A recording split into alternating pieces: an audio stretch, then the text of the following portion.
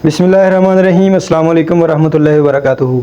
जी तो मेरे मोअज़्ज़ज़ भाइयों, कैसे हैं आप सब लोग? उम्मीद है सब खैरियत से होंगे। मेरे भाइयों, जैसा कि आप सब लोग जानते हैं कि गर्मी जो है वो इस वक्त शिद्दत से पड़ रही है। गर्मी की बहुत ज़्यादा शिद्दत है इस वक्त पाकिस्तान में, ख़ासकर पंजाब में इस वक्त गर्मी की बहुत ज़्यादा शिद्दत है और लोग जो हैं वो ज़्यादातर बारिशों की दुआएं मांग रहे हैं।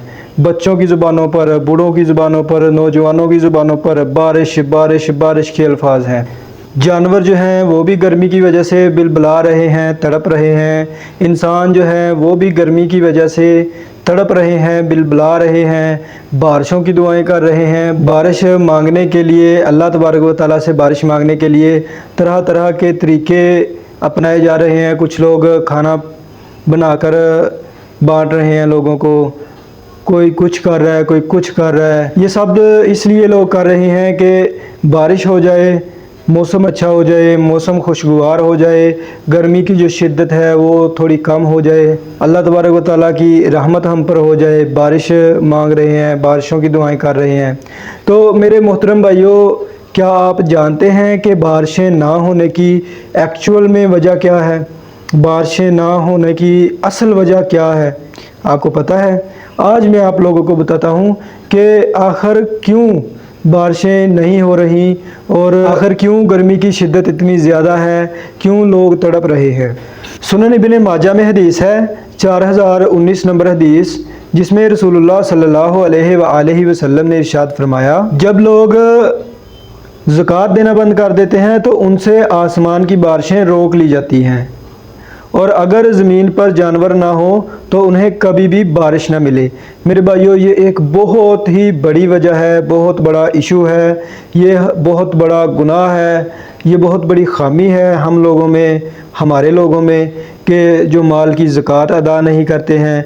आज आप लोग गौर करें कि हमारे मुल्क में, हमारे ख़ित्ते में कितने कितने बड़े ताजर लोग हैं, कितने कितने बड़े बिज़नेसमैन हैं, कितने कितने बड़े ज़िम्मेदार हैं, लेकिन ज़कात कोई भी देने को तैयार नहीं है।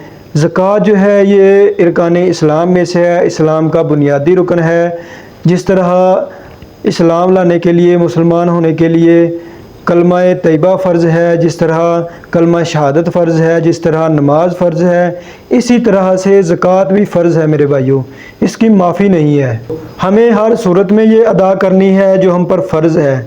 तो फ़र्ज़ ज़कात के हवाले से आप लोग जानते ही हैं कि जिसके पास 52.5 तोले चांदी हो या 5.5 तोले सोना हो, और इस माल को उसके पास पड़े पड़े 1 साल की मुद्दत गुज़र जाए, हर ऐसे शख्स पर ज़कात जो है वो फ़र्ज़ होती है, वाजिब होती है। और जिस शख्स के पास इतनी ही मालियत की रकम मौजूद है, बैंकों में पड़े हैं पैसे, या इससे ज़्यादा मालियत है, तो उन लोगों पर भी ज़कात जो है वो फ़र्ज़ है।